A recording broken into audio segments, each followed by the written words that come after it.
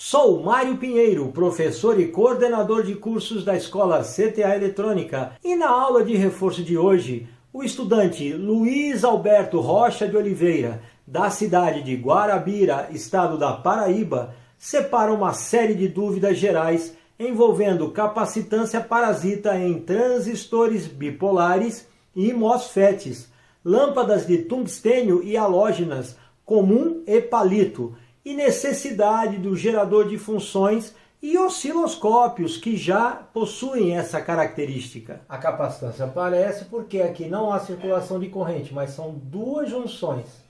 São dois materiais, um está encostado no outro. Se está um encostado no outro, pronto.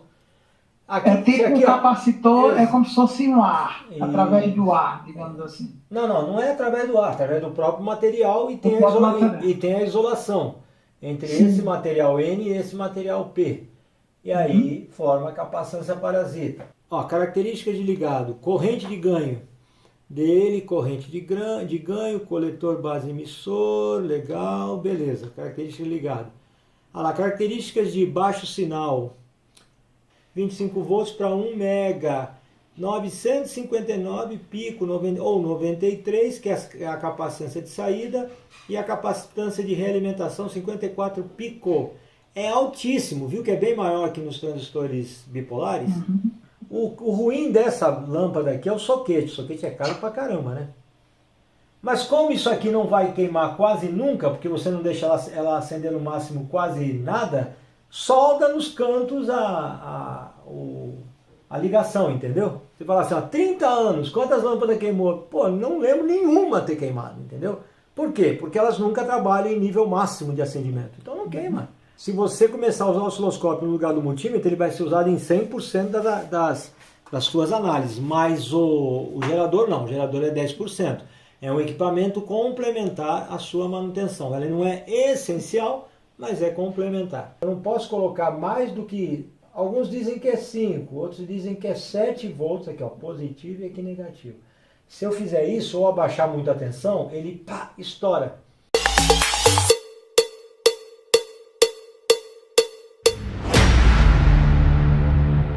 Boa noite, Luiz!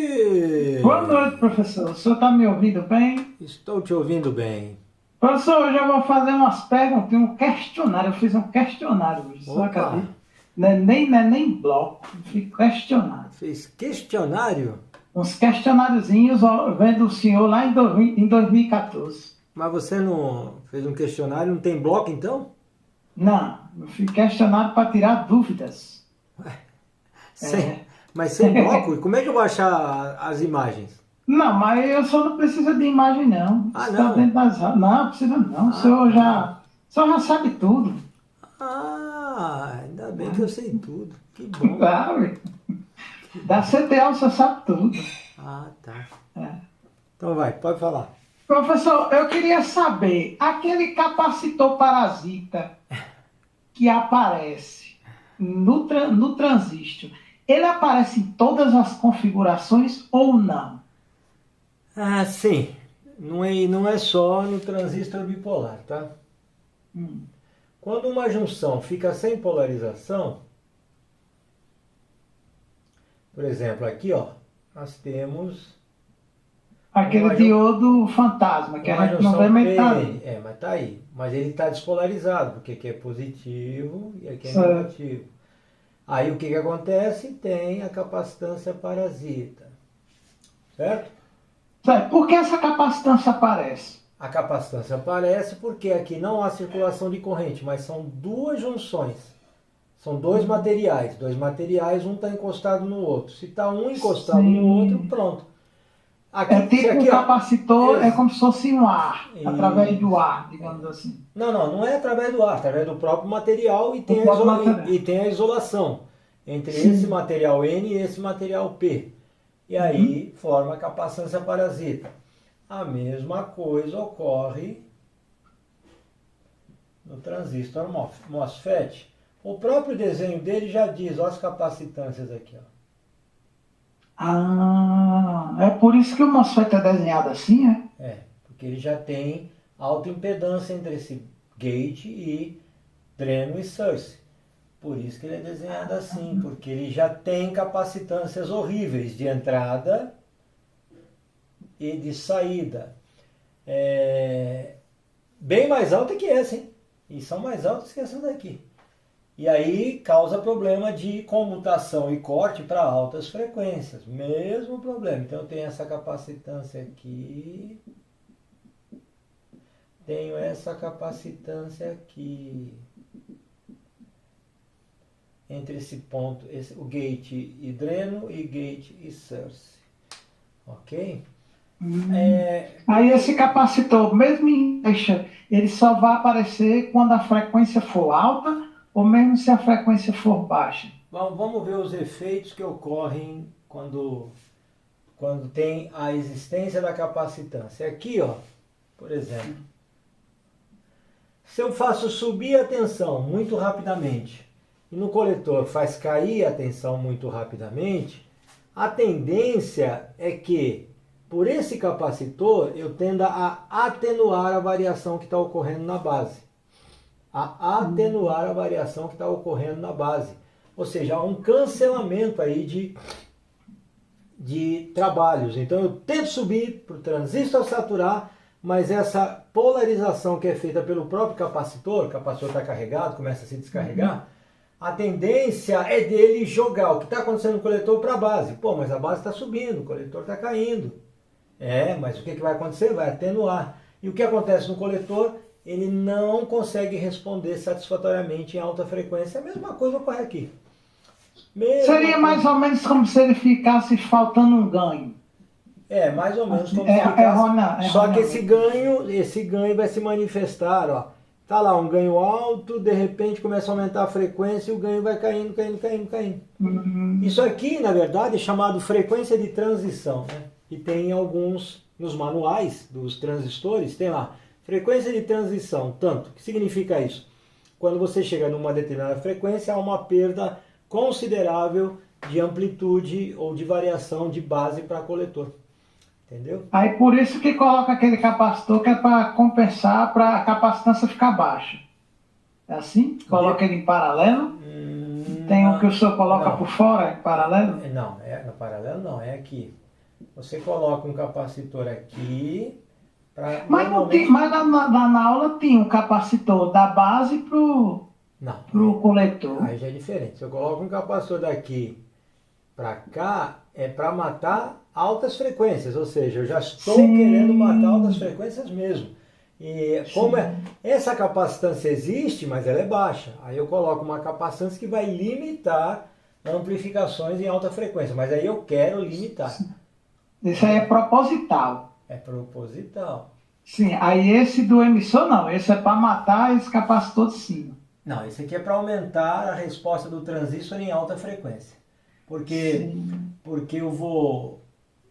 Em frequências baixas, ele é como se fosse um circuito aberto, mas à medida que vai aumentando a frequência, esse capacitor vai tendo atuação, vai diminuindo a sua reatância. Aí, em alta frequência, ele aumenta o ganho do transistor, para contrabalançar essa perda aqui.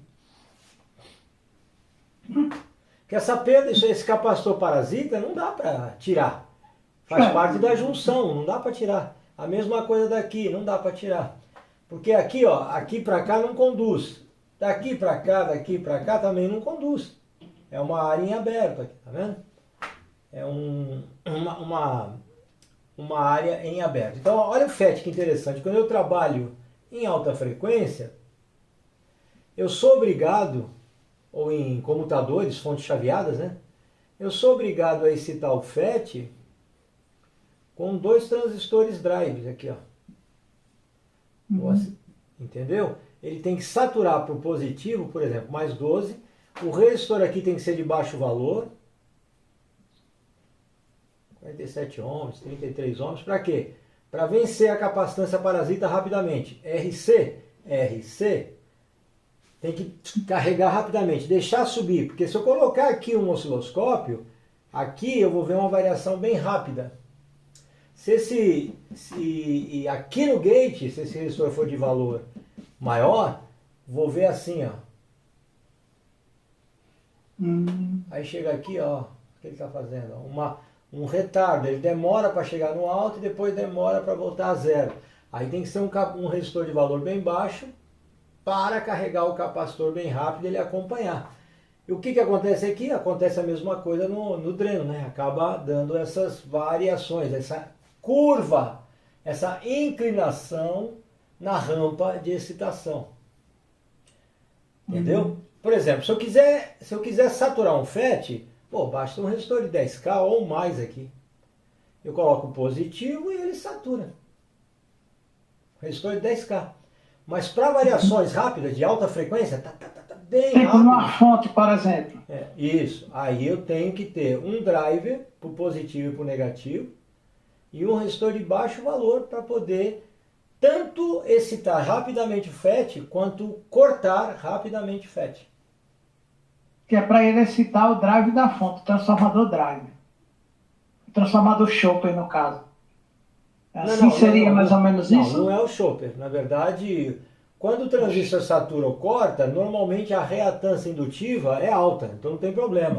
O problema é ele demorar a responder. Quando ele demora, eu começo a excitar e ele demora a responder, você vai ter um fenômeno de corrente de dreno junto com tensão de dreno. Caramba, corrente de dreno e ainda tem tensão aqui, gera potência dissipada. Aquece. Se você tem uma corrente e ainda tem uma tensão sobre ele, ele começa a aquecer. E aí? Vai detonar, né? Com certeza, vai pegar fogo. Por isso é que tem que ter esses drivers para excitar o FET. Eu vou demonstrar, eu vou fazer uns videozinhos na prática mesmo, montando o FET, mostrando no osciloscópio, e aí colocando a alta frequência de excitação, para o pessoal ver que a coisa é séria, muito séria. Não, essa coisa desse transistor, desse capacitor parasita, esse já é um negócio que o senhor trouxe lá de Marte. Eu nunca ouvi falar isso, capacitor parasita, em curso nenhum que eu fiz. Não, o pessoal comenta. Tem alunos da CTA que já estão comentando, né? Então não tem problema, não. Apesar que isso tem em manuais, meu. Capacitância parasita entre coletor, está no manual de todos os transistores. Só aprendi há quase 40 e tantos anos atrás, quando já estava nos manuais isso. COB, capacitância parasita. Esses manuais não chegaram por aqui para o Guarabira, não, professor. Eu não ouvi falar. Quer ver? Se você pegar um transistor qualquer... Eu nunca ouvi falar. Nos cursos que eu fiz, nunca ouvi falar. Vamos pegar um BC548. Você já ouviu falar no BC548, né? Isso aí todo mundo já ouviu falar. Então, ao datasheet, vamos pegar aqui. Acho que sem ele os transistores não existiriam, não, porque o bicho é usado, né? O bichinho usado. Tá aqui, ó. Vamos ver as características dele.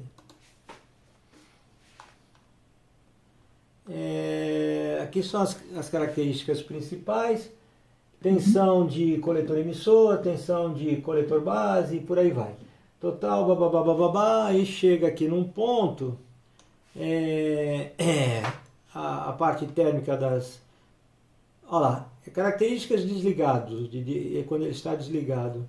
Coletor emissor, tensão de breakdown, ou seja, de rompimento. Emissor, coletor, tá.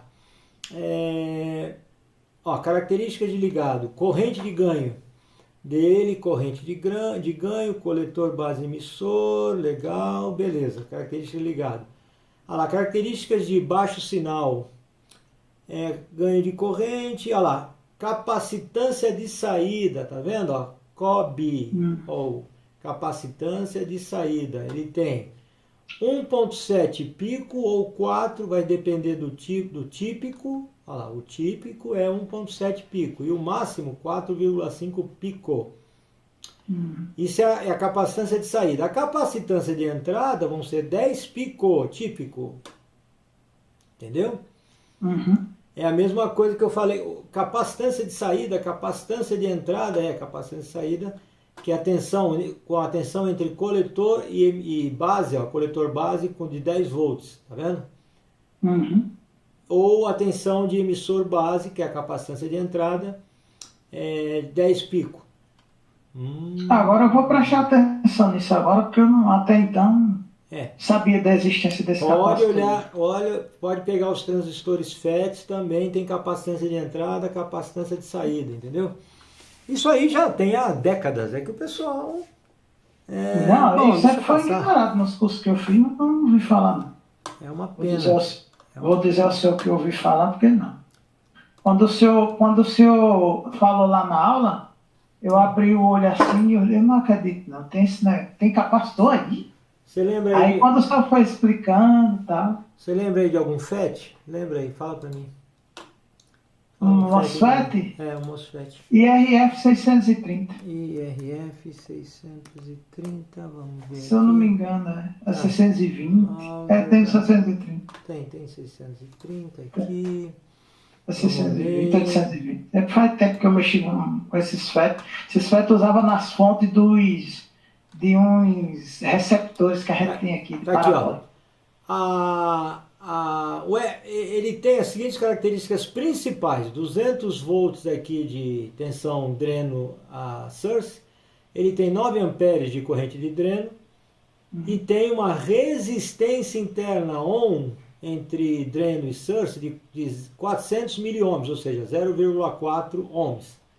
Entendeu? Agora vamos lá. Agora nós temos tensão de gate, tensões gerais. Deixa eu vir para cá para liberar aqui Aqui, aí tem outras características. Quer ver? EAS, aqui a temperatura de junção, condições Tá, não é esse aqui não. Olha lá, gate, cadê capacitâncias? Nanofarad, picofarad, olha só. Olha que absurdo, ó. Capacitância de entrada. 959 picofarad, que é o tipo para essas condições aqui, 25 volts para 1 mega. 959 pico, ou 93, que é a capacitância de saída, e a capacitância de realimentação, 54 pico. É altíssimo, viu que é bem maior que nos transistores bipolares? A capacitância parasita, que não nos interessa, que só vai atrapalhar, é altíssima. Entendeu? Olha lá. Deu para ver aí? Capacitância de entrada, capacitância de saída e capacitância de realimentação. Então é isso aí. Bom, mas eu acho que você tem mais dúvidas, né? Não, mas tá bom, isso aí tem que explicar. Mas eu estou marcando aula, o senhor vai me ver agora constantemente. Que bom. Eu já marquei as aulas lá. No dia eu já marco sempre de 7 horas. Professor, eu queria fazer agora uma pergunta seguinte, sobre ajuste da corrente de repouso. A lâmpada que o senhor diz, uma lâmpada incandescente, certo? De 40 watts. Essa aí eu já pedi, tá para chegar. Digamos, eu não tendo essa lâmpada, eu consigo ajustar sem queimar os transistores? Até dá, mas fica um pouco mais difícil. Quer ver aqui, ó? Mas você falou não tem a lâmpada. Não tem a lâmpada por quê? Porque realmente incandescente não tem lá nos estoques antigos, mas você tem a lâmpada. Aquela lâmpada incandescente decorativa serve também? Mas é baixa potência decorativa, né? Olha lá, mas você tem as lâmpadas halógenas aqui, ó. Entendeu? Seria essa lâmpada halógena, tipo essa incandescente aí de baixo. 50 watts. Não, essa aí também funciona? 300 watts. Essa é palito comprido aqui, ó. Essa bicha não é para decoração, não, professor? Não, olha só. Tá vendo? Lâmpada halógena A55, 100 watts. Luz amarela. Olha, é isso aí que você vai ter que usar. Não usa mais aquela tungstênio, né? Ela Sim, 199 é a unidade. Tem de várias potências. Eu comprei uma dessa aí, só que de 40 watts na Amazon. Então, 28 watts, 100 watts, 42 watts, tem de tudo. Aí o pessoal fala, não tem lâmpada de série. Eu falei, pelo amor de Deus. Não tem de 250. Não 250 tem de tungstênio convencional, que é aqueles filamentos antigos. Agora tem as halógenas, que faz praticamente a mesma coisa. E tem as palitos, né? Que é as lâmpadas... Conhece as palitos? As palitos é parecida com as que eu vejo aqui, o pessoal decorando. Por que eu preciso da palito? Porque eu preciso de potências altas, né?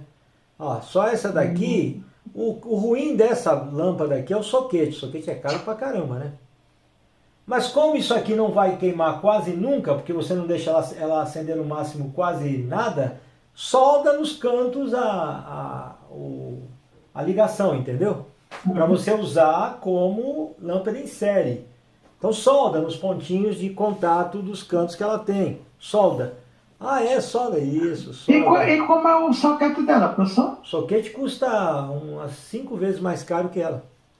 É soquete, deixa eu ver se eu estou enganado aqui, ó. Soquete para lâmpada palito, ó. Soquete para halógena palito. Muito caro. Só se agora caiu de preço. Halógena palito. Vamos ver. Ah, R$42, R$22, 29. A lâmpada custa 4, 5, ele custa 29. Só o soquete como é que é. O problema é chegar aqui. Olha lá. Interessante, é esquisito. Viu como é que é? Mas dá para improvisar. Hã? Dá para improvisar. É o que eu tô falando. Se você usa a lâmpada de uma forma normal, que ela vai acender ao máximo, você não pode ficar soldando. Às vezes você precisa trocar. Mas quando você usa para lâmpada em série, sabe qual é a grande vantagem da lâmpada em série? Ela nunca acende ao máximo. Para queimar uma lâmpada em série, você tem que jogar no chão, quebrar, porque eu tenho no meu laboratório de 30 anos, você fala assim, ó, 30 anos, quantas lâmpadas queimou? Pô, não lembro nenhuma ter queimado, entendeu? Por quê? Porque elas nunca trabalham em nível máximo de acendimento. Então não queima. Colocou, e nem por horas seguidas, né, professor? Hã? Mesmo se for o acendimento máximo, não é por hora assim, não sai por hora. Não, mas você não tem por que acender no máximo, porque o máximo significa um curto total. Mas quando você está num curto total, você já desliga. Acendeu antes, já desligou. Então não tem problema algum. Dificilmente queima uma lâmpada em série. Então você pode usar as halógenas, você pode usar as halógenas comuns com bulbo de lâmpada convencional, ou essas halógenas palito para poder estar fazendo a lâmpada em série. Quem mais? Qual a outra? Vamos lá. Eu preciso de um gerador de ter um gerador de funções.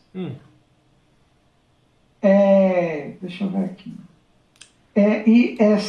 O uso ele serve para quê especificamente? Nossa. E se em alguma aula vai ter alguma aula para ensinar a mexer no bichinho?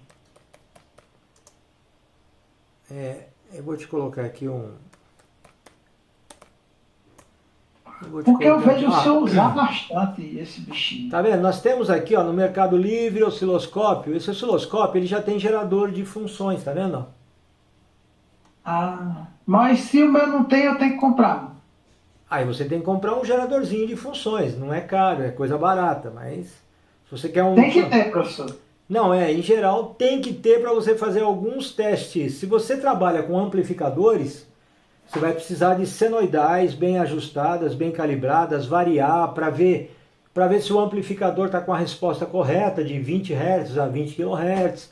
Você vai precisar fazer uma série de testes com onda quadrada, mas ele é fundamental? Não, você vai usar em 10% das suas aplicações de manutenção. Osciloscópio não, osciloscópio... Se você começar a usar o osciloscópio no lugar do multímetro, ele vai ser usado em 100% das suas análises, mas o gerador não, o gerador é 10%. É um equipamento complementar à sua manutenção. Ela não é essencial, mas é complementar. Aí se você trabalha com circuitos de RF, você... Tipo o que, professor? RF, transmissor, receptor, PX... calibragem de antenas, nessa área, antigamente tinha calibragem de radinho, hoje você não tem mais, mas ainda tem a área de transmissão, recepção, e se você for trabalhar, você vai precisar de gerador de RF, que já é diferente, né? Não é um gerador de funções, ele gera RF com modulação também, entendeu? Então você vai precisar de gerador de RF, mas só se você for trabalhar nessa área, se você não for trabalhar nessa área, não precisa. Entendeu? Mas o gerador de funções que gera senoidal, quadrada, triangular, esse, por exemplo, esse osciloscópio aqui, ele gera um monte de ondas diferentes para você poder usar para uma série de testes. Entendeu? Mas tem o portátilzinho da... Quer ver, ó? Até Rangel postou lá um vídeo no canal dele, ele mostrando 2 osciloscópios portáteis. Exatamente. Ó. Esse aqui, ele é 2 em 1. Ó. Perdão, 3 em 1. Ele tem gerador de funções, ele tem osciloscópio e tem multímetro. Ele é multímetro na tela, entendeu? Tem também osciloscópio e gerador de funções. É da marca do que eu comprei, Hantec. Hantec, isso, exatamente. Eu achei essa marca boa. Não. Em termos de uma das melhores marcas que tem. Eu já acompanho essa marca há mais de 20 anos. Realmente muito boa. Esse tempo todo ela já está no mercado, tempo todo, professor? Já, você é que está pouco no mercado, né? Mas ela está... Não, no mercado eu entrei agora, depois da CTA, eu conheci outro mundo, mas até então eu não sabia nem que tinha um capacitor no transistor. Tem. Quando pensa assim, quando existe um componente que não circula a corrente de um lado para o outro dele, pode ter certeza que tem um capacitor ali, porque é uma junção, tá? É uma junção, são 2 materiais encostados um no outro, com espaço e alguma coisa isolando, pronto, virou um capacitor, entendeu? Agora, se circula a corrente, aí já não é um capacitor, é um capacitor com fuga. É verdade. Circula a corrente. O que mais? Vamos lá. Sim, já ainda dá tempo, né? Ainda dá 5 minutos. Vamos para mais 5 minutos. Estou olhando aqui também. Professor, isso é mais uma curiosidade. Né? Como a gente tem aqui, no mangue não, porque eu vou perguntar não, mas é curiosidade. No mangue não? No mangue não. Não, no mangue não. Pode deixar. Eu só vou aprendendo os dialetos, que eu vou dizendo algumas palavras esquisitas. Vocês podem ter certeza que eu respeito... Mas como eu respeito vocês, né? Meu Deus do céu. Nos bastidores, mesmo os alunos que têm as maiores dificuldades do mundo, eu tenho a questão o meu posicionamento, nunca, mas em hipótese alguma, haver crítica. Eu já vi cada coisa fantástica acontecendo. As pessoas têm suas dificuldades, então não se pode fazer crítica de jeito nenhum. Então ninguém manga não, nem tira o baratinho. Mas diga seus dialetos, que é para o senhor já ir se familiarizando quando o senhor vir para cá, para Paraíba. Tá certo. Professor, essa atenção, por exemplo, o trânsito no diodo, quando está no ponto em que ele estiver, por exemplo, se ele estiver para o terra, ele trava a tensão no anodo em 0,6, não é assim? Sim. Por que no transistor não acontece do mesmo jeito, já que ele é um diodo? E se ele estiver invertido... Aí ele não passa nada. Mas não é uma junção? Pronto, virou um capacitor. Aí, isso aqui, essa propriedade de capacitor num diodo foi usado como diodo varicap, né? Ai, que legal. É por isso que existe o diodo varicap? O diodo varicap ele é polarizado inversamente e de acordo com a tensão aplicada ele varia essa capacitância parasita que ele tem. Por isso é que a gente vê muito ele em rádio, né? Isso. Mas ele é polarizado inversamente, tá vendo? Por quê? Porque igual o diodo Zé, né? Só que essa capacitância é utilizada, né? Que massa. Tá vendo? O que mais? E por que no diodo, e por que num transistor ele não trava, mesmo sendo diodo? Como é que é? Não entendi. Porque era assim, a pergunta era assim. Quando eu tenho um resistor e um diodo. Aí a tensão... Pera, antes de você continuar, deixa eu falar uma coisa importante, já que você perguntou sobre isso, ó, coletor. Tem o diodo, não tem? Tem. Legal, está despolarizado, né? Isso aqui que é polarizado, lá não. Só que cuidado, hein? Isso aqui, todos os componentes que são polarizados inversamente e que formam a capacitância parasita, eles têm um limite de tensão que eles suportam. Isso acontece no diodo, quando aplico positivo e negativo, junções que não estão polarizadas no caso. Que seria a corrente reversa. Na verdade ele tem um limite de tensão máxima, entendeu? Aqui no bipolar entre base e emissora é o contrário. Se eu não posso colocar mais do que... Alguns dizem que é 5, outros dizem que é 7 volts, aqui ó, positivo e aqui negativo. Se eu fizer isso ou abaixar muito a tensão, ele estoura. Entendeu? Diodo. O que é o diodo? O diodo, por exemplo, ele suporta lá uns 300 volts. Como é que um diodo suporta? Polarizado reversamente. Ou 150, ou 20, ou seja o que for. Ele polarizado reversamente, ele suporta uma determinada pressão na sua junção. Por quê? A junção está perto uma da outra. Se você forçar demais, uma tensão muito alta, o que vai acontecer? Começa a circular uma pequena corrente, porque a pressão é muito intensa. Essa corrente circulando vai gerar aquecimento e ele vai estourar. Entendeu? Em todos os componentes tem as tensões máximas que podem ser aplicadas. Legal. Legal, meu. É isso aí, acabou o nosso tempo. Grande abraço! Tchau, professor. Até mais. Até semana que vem. Um abraço. Tchau.